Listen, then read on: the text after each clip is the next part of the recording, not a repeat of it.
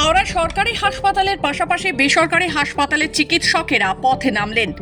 আজিকর হাসপাতালে ঘটনার প্রতিবাদের পাশাপাশি মহিলাদের নিরাপত্তা সুনিশ্চিত করার দাবিতে এবার পথে নামলেন হাওড়ার একটি বেসরকারি হাসপাতালের চিকিৎসক ও স্বাস্থ্যকর্মীরা। আজ দুপুর 12টা নাগাদ দক্ষিণ হাওড়ার নারায়ণা সুপার স্পেশালিটি হাসপাতালের চিকিৎসকেরা হাসপাতাল থেকে মিছিল করে মন্দিরতলা পর্যন্ত যান। হাতে প্লাকার্ড নিয়ে তারা হাঁটেন।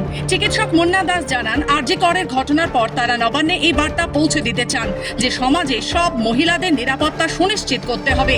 চিকিৎসক সংগঠন জয়েন্ট প্ল্যাটফর্ম অফ ডক্টরসের ডাকে আজ রাজ্যের সব হাসপাতালে আউটডোর বন্ধের ডাক দেওয়া হয়। সেই ডাকে সাড়া দিয়ে ওই বেসরকারি হাসপাতালের চিকিৎসকেরা আউটডোর বন্ধ রাখেন। যদিও হাসপাতালে ইমার্জেন্সি এবং ইনডোর বিভাগে রোগীর পরিষেবা চালু ছিল। আমাদের কর্মসূচি আমাদের ভাই বোনেরা যারা বিভিন্ন মেডিকেল কলেজে আক্রান্ত তাদের পাশে দাঁড়ানো। তারা শুধুমাত্র ডাক্তার নয়, আমাদেরই বাড়ির মা বোন হিসেবেই আমরা তাদের মানছি এবং আমরা আমাদের এই যে একটি শান্তিপূর্ণ মিছিল এটা করে নবান্নতে এই মেসেজটা আমরা দিতে চাইছি মন্দিরতলা অবধি হেঁটে, যে আমরা